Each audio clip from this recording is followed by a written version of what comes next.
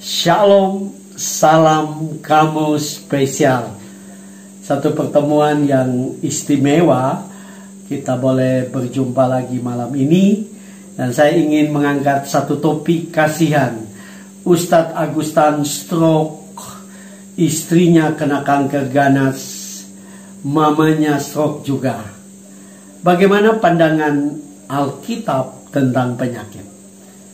Nah, Bapak Ibu saudara-saudara yang kekasih dalam Tuhan Yesus, saya melihat di channel Mu'alaf Center Hagia Sophia, ya, ada rombongan dari Mu'alaf Center Hagia Sophia yang pergi ke Ustadz Agustan, ke tempat tinggalnya, dan di situ ada seorang ustadz yang diminta pendapat tentang apa yang terjadi buat Ustadz Agustan, dan dia bertanya tentang Ustadz Agustan yang sedang sakit.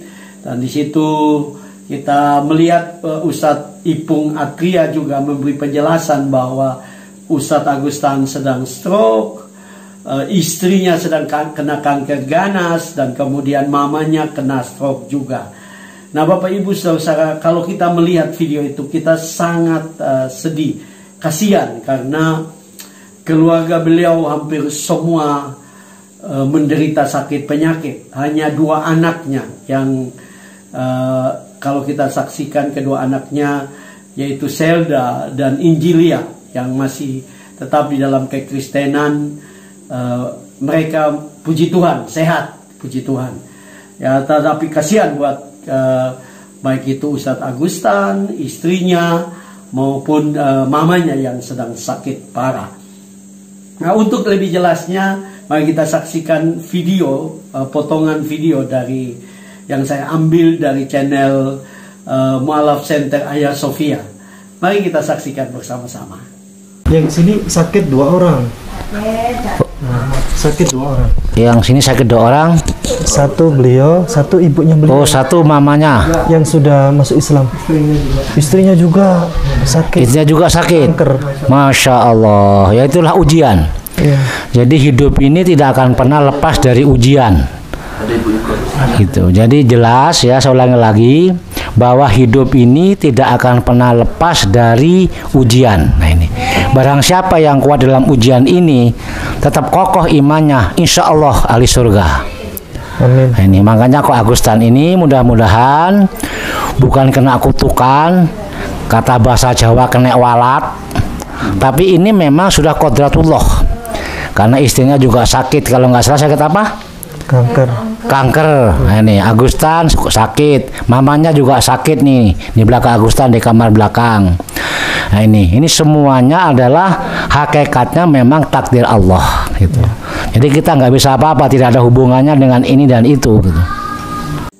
Setelah kita menyaksikan potongan video tersebut, Bapak Ibu saudara, sebagai manusia kita perlu kasihan terhadap mereka dan kita perlu berdoa.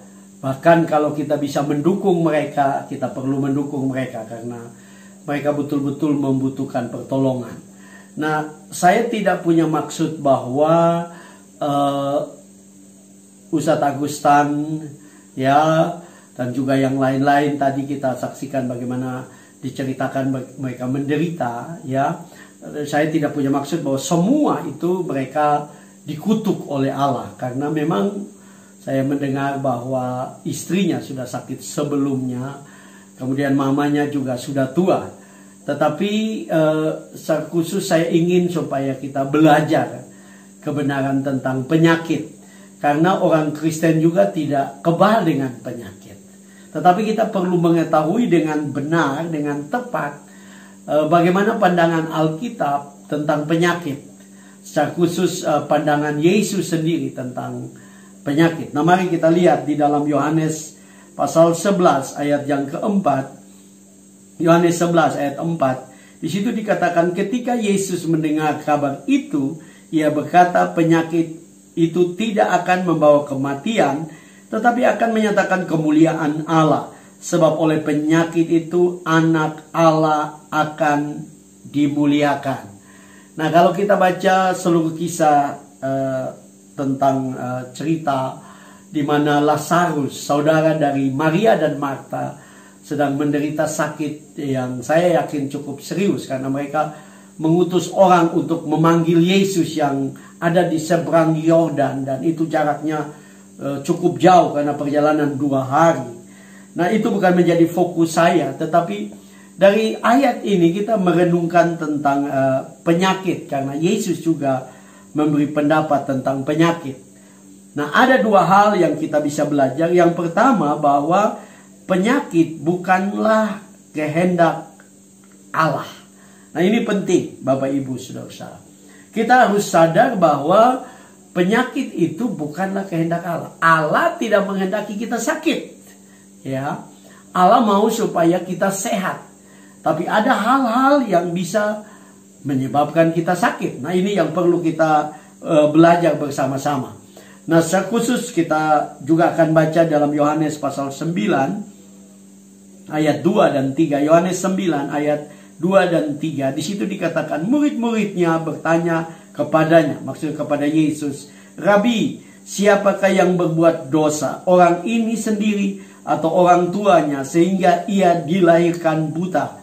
Jawab Yesus, "Bukan dia dan bukan juga orang tuanya, tetapi karena pekerjaan-pekerjaan Allah harus dinyatakan di dalam dia." Nah, dengan jelas di sini ditunjukkan bahwa murid-murid datang kepada Yesus dan mereka bertanya tentang seorang yang buta sejak lahir.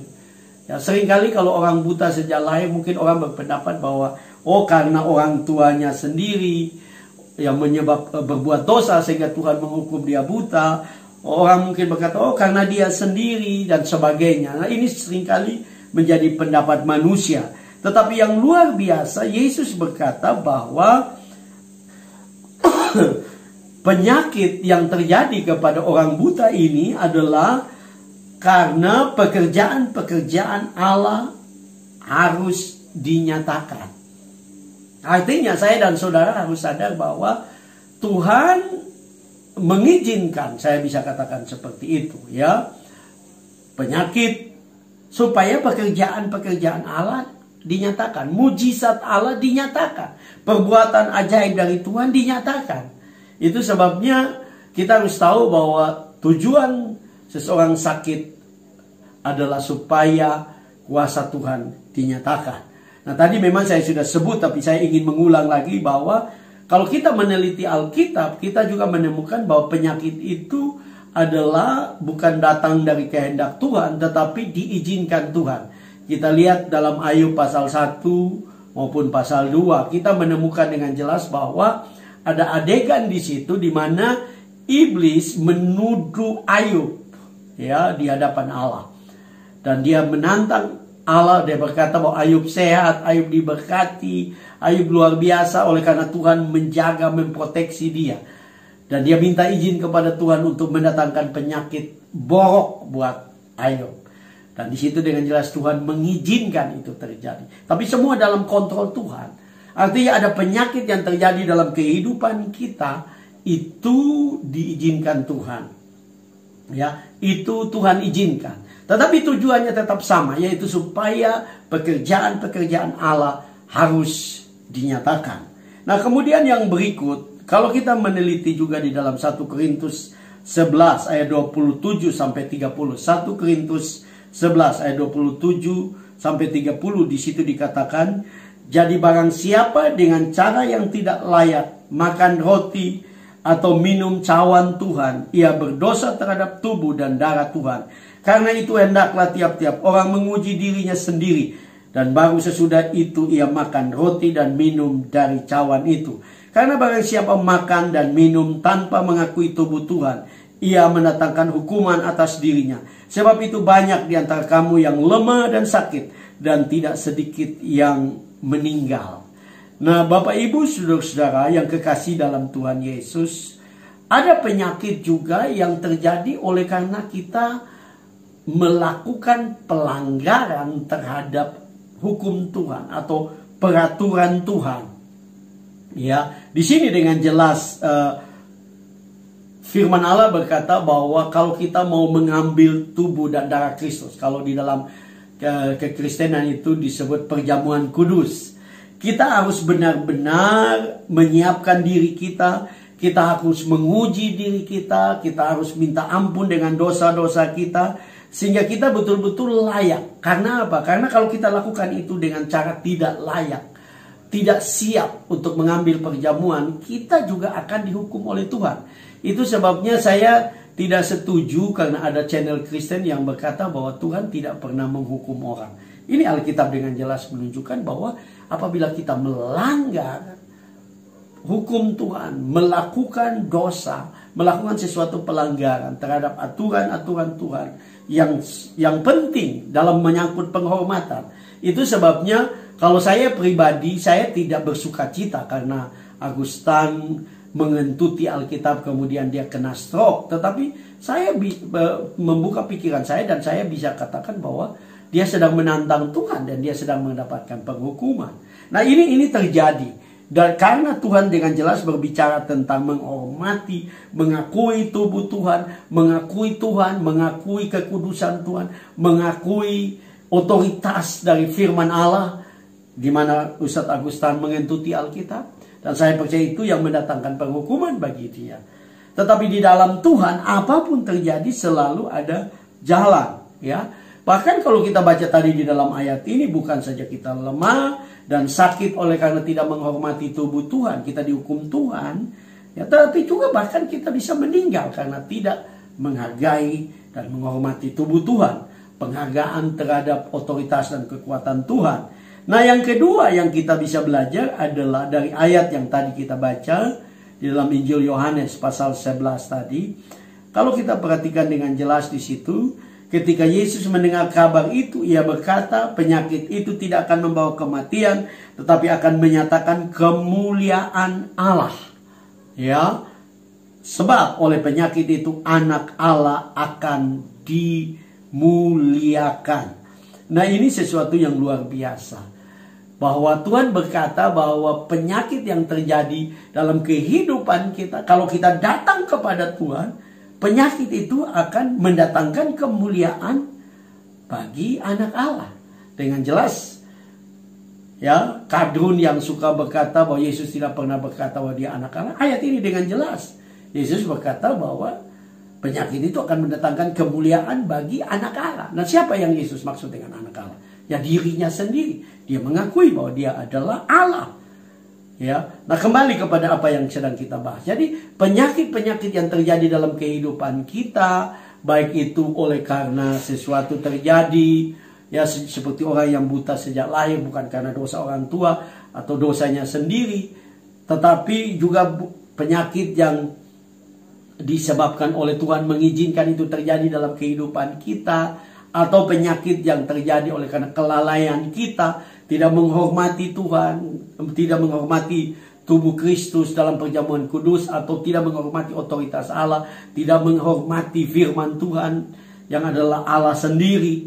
Ya, kalau itu terjadi, Tuhan mengizinkan kita menderita sakit penyakit, tetapi Tuhan tidak berhenti. Kalau kita datang kepada Dia, kita berseru kepada Dia, kita berdoa kepada Dia, maka Dia akan menyatakan kemuliaannya. Kemuliaan Allah itu berbicara tentang kehadiran Tuhan, pernyataan kuasa Tuhan, pernyataan kebesaran Tuhan, keagungan Tuhan, kemuliaan Tuhan, di mana Tuhan menyatakan dengan mujizat. Nah, saya tahu bahwa saudara-saudara kita dari Muslim juga percaya bahwa Yesus atau Isa adalah nabi pembuat mujizat. Dia masih melakukan mujizat sampai sekarang. Tujuannya apa? Tujuannya Alkitab dengan jelas mengatakan bahwa supaya anak Allah dimuliakan. Semua mujizat yang terjadi tujuannya supaya Yesus ditinggikan, dimuliakan, karena Dia adalah Allah. Segala kemuliaan kita harus kembalikan kepada Dia. Saya khusus buat Pak Ustadz Agustan, kalau engkau membuka hatimu kepada Tuhan, engkau membuka dirimu kepada Tuhan, engkau minta ampun kepada Tuhan, engkau datang kepada Tuhan, penyakitmu yang sedang engkau alami, penyakit yang sedang dialami oleh istrimu, penyakit yang sedang dialami oleh mamamu, itu dapat mendatangkan kemuliaan bagi nama Tuhan, mendatangkan kemuliaan bagi Tuhan. Engkau perlu minta ampun, datang berseru kepada Dia, maka mujizat dapat terjadi atas hidupmu. Kalau engkau sungguh-sungguh percaya kepada Tuhan. Karena itu, Bapak Ibu Saudara, malam ini kita mengambil waktu lagi sejenak untuk berdoa buat Ustadz Agustan. Mari kita berdoa. Bapa Surgawi, kami tahu bahwa engkau mengasihi Pak Ustadz Agustan. Ada anugerah yang cukup bagi dia. Juga engkau mengasihi istrinya, engkau mengasihi mamanya. Malam ini Tuhan, ampuni semua dosa mereka. Bawa mereka kembali kepada engkau. Selamatkan mereka, rampas mereka dari api neraka. Dan kami berdoa dalam nama Yesus. Ulurkan tanganmu, lakukanlah mujizat. Sembuhkan Ustadz Agustan, sembuhkan mamanya, sembuhkan istrinya. Nyatakan kemuliaanmu, nyatakan kebesaranmu, nyatakan keagungan. Nah, kami percaya engkau Allah yang hidup, engkau Allah yang berkuasa. Sehingga lewat semua ini dia boleh diselamatkan, dia boleh percaya kembali kepada Tuhan. Bahwa engkau adalah juru selamat, Tuhan dan juru selamat bagi kehidupannya. Terima kasih Tuhan. Kami percaya bahwa mujizat sudah terjadi. Dalam nama Yesus kami berdoa. Haleluya. Amin. Bapak Ibu Saudara, apabila Bapak Ibu Saudara diberkati dengan video ini, jangan lupa like, subscribe. Ingat bahwa subscribe itu gratis. Waktu engkau subscribe, engkau sedang menopang channel ini terus berkembang. Jangan lupa memberi komen, jangan lupa untuk tekan lonceng, sehingga setiap kali saya upload video, Bapak Ibu Saudara mendapatkan notifikasi. Dan kalau engkau diberkati, bagikan video ini buat banyak orang. Baik itu di grup WA maupun grup-grup yang lain, ya di Telegram, di Facebook, sehingga ada banyak orang diberkati. Dan saya percaya, engkau yang menyaksikan video ini, engkau adalah orang yang diberkati oleh Tuhan. Engkau adalah pribadi yang spesial. Tuhan memberkati kita semua. Salam.